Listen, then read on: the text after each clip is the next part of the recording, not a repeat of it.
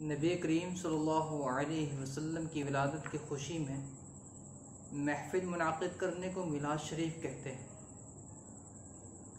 और इस महफिल में अल्लाह ताला की हम्द सना बयान की जाती है, तिलावत कुरान मजीद होती है और सीरत मुस्तफ़ा बयान की जाती है और आखिर में सलात व सलाम पेश किया जाता है।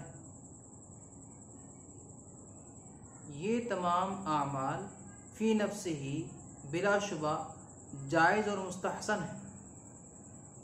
तो इनफरादी और इज्तिमाई तौर पर इनका करना जायज़ है और महफिल मिलाद में भी यही आमाल होते हैं, लिहाजा मिलाद सरवर कौनैन मनाना भी जायज़ है।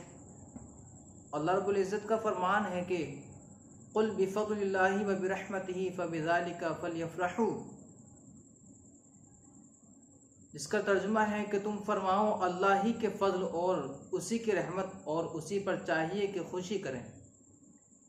इस आयत में अल्लाह रब्बुल इज़्ज़त के फ़ज़ल और रहमत पर खुशी करने का हुक्म है और बिलाशुबा नबी करीम सल्लल्लाहु तआला अलैहि वसल्लम सारी कायनात के लिए अल्लाह ताला की सबसे बड़ी रहमत और उसका फ़ज़ल है। लिहाजा नबी करीम सल्लल्लाहु अलैहि वसल्लम की विलादत के मौके पर खुशी मनाना कुरान पाक की तालीमात के ऐन मुताबिक है। नबी करीम सल्लल्लाहु अलैहि वसल्लम से पीर के दिन रोज़ा रखने के बारे में पूछा गया तो आपने इरशाद फरमाया फ़ीही वुलिदतु व फ़ीही उन्ज़िला अलैया, यानी इसी दिन मेरी विलादत हुई है और इसी दिन मुझ पर वही नाज़िल हुई।